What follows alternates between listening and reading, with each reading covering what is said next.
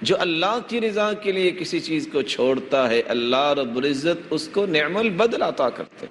20 روپے کی چوری اگر انسان کی عادت ہے وہ چھوڑ کے دیکھے اللہ رب العزت اسے 20,000 کا مستحق بنا دے. امام ذہبی رحمۃ اللہ علیہ فرماتے ہیں ایک شخص مکہ میں گیا حج کرنے کے لیے، جواہرات کا ہار اس نے اپنے بیگ میں رکھا اور وہ گم ہو گیا. وہ کیس جس کے اندر وہ ہیرے اور جواہرات کا ہار تھا وہ گر گیا. اس نے اعلان کر دیا من وجد الکیس صفته کذا وکذا فله 500 درہم جائزہ. کوئی ہے جو میرے گم شدہ اس کیس کا پتہ بتا دے میں 500 درہم اس کو انعام دوں. جس شخص کے ہاتھ لگا اس نے سوچا فقیر انسان ہوں 500 درہم ملے گا، لیکن جا کے اس کو پیش کر دیا اور کہا نہیں میں اس کا انعام اللہ سے لینا چاہتا ہوں. وقت گزر گیا، معاش کی تلاش میں نکلتا ہے، کشتی پہ بیٹھتا ہے، کشتی طغیانی میں آ جاتی ہے اور آخر کشتی کے تختے ٹوٹ جاتے ہیں اور یہ کنارے پہ جا لگتا ہے. اللہ کی مرضی تھی اس کو بچانا تھا، اللہ نے بچا لیا. اللہ کی مرضی سے وہ بچ گیا.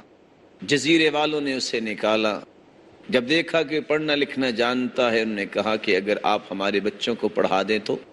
کہا کوئی حرج نہیں.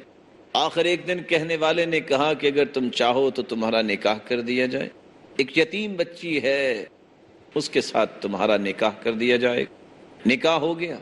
فبدأ يحد النظر إليها، جب نکاح ہو گیا غور سے دیکھ رہا ہے اس ہار کی طرف.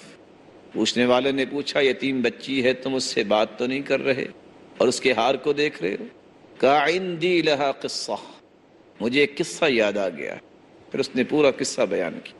کہا اس کا باپ بڑا نیک انسان تھا، اس نے بتایا تھا کہ ایک مکے میں انسان نے مجھے میرا ہار واپس کیا. اے اللہ مجھے ایک مرتبہ مکہ واپس لے چل، میں اپنی بیٹی کا نکاح اس ایماندار کے ساتھ کر کے تیرے پاس آنا چاہتا ہوں.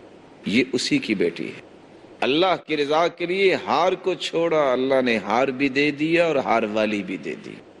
من ترک للہ شیئا عوضہ اللہ خیرا من، جو اللہ کی رضا کے لیے کسی چیز کو چھوڑتا ہے اللہ اسے نعم البدل عطا فرماتے ہیں.